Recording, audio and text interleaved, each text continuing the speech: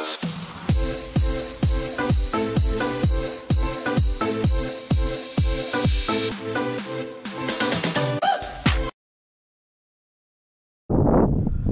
up mga kakalista, it's me again, Patricio. Okay, so for this video guys, nandito tayo sa Vermosa para i-review natin yung ating gulong na naka-reach na ng 1,000 mahigit na kilometers. So as per sa aking odometer is, teka lang, sana nakikita, no? Tanggalin ko muna. Yan. So yung kanyang odometer na ay 1,906. So sana nakikita, no?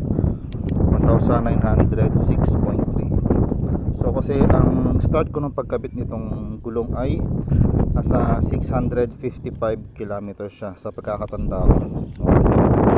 So nasa 1,200 mahigit na yung tinakbo ng gulong nito. So ngayon titingnan natin yung kondisyon niya, kung makapal pa ba o manipis na. Yan. So ngayon titingnan natin kung ano yung kondisyon niya. Okay, so ito na. So nakikita nyo yung gulong natin. Yan.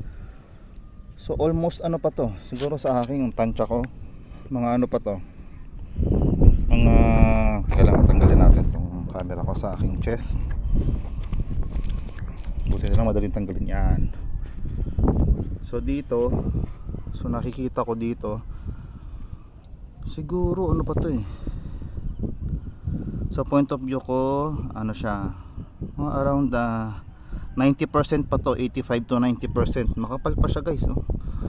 Sa 1,200 mahigit na tinakbo niya.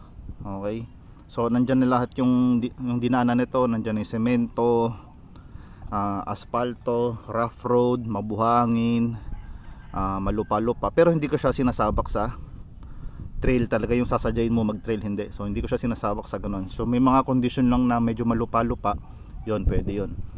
So nasubukan natin yan. Okay, so yan, sa tingin nyo guys, 1,200 kilometers na yung tinakbo nito. Okay, ito yung sa harapan, diba? So ito naman yung sa likod. And almost the same siya, although mas ano to, sabihin na natin nasa ano siya, mga 85% siya, kasi nasa sa likod to eh. Kumbaga yung bigat natin nandito kasi halos. Okay, yeah. So napakaganda pa rin, no? Makapal pa rin. So maganda talaga tong CST tires na to. Okay, so CST tires yung brand nung binili ko to, at yung 655 nga nung ano siya, 655 kilometers yung start nung pagkagamit ko to. At ngayon ay nasa 1,000, ano naman to? Ayun, oh, 1,906 na yung tinakbo niya. Okay, alright. So kayo mga kaklista, sa tingin nyo, maganda pa ba ang kondisyon ng gulong natin? Diba? So tingin ko okay na okay pa to eh. Aabot pa to ng mga 3,000. So mas maganda siguro kung 5,000. Okay, so titingnan natin sa mga susunod na videos. So after 2,000 or 3,000 kilometers ulit ay titingnan natin yung kung aabot pa to, pero sana aabot pa to. So never pa tong nabutasan guys. Lumalambot lang to kapag naiwan mo sa bahay ng matagal tapos hindi mo ginagamit. So normal naman yun. Okay, so yun lamang mga kaklista, no? At yung chinek lang natin yung kondisyon ng ating gulong. So 90% dito, tapos yung sa likod, so mga 85%, kasi nga nandun yung weight natin sa likod. So ang gagawin ko na lang siguro dito is, para mag balance naman, is pagpapalitin ko yung likod niya, pagpapalitin ko yung gulong para balance yung ano niya, yung pudpud niya.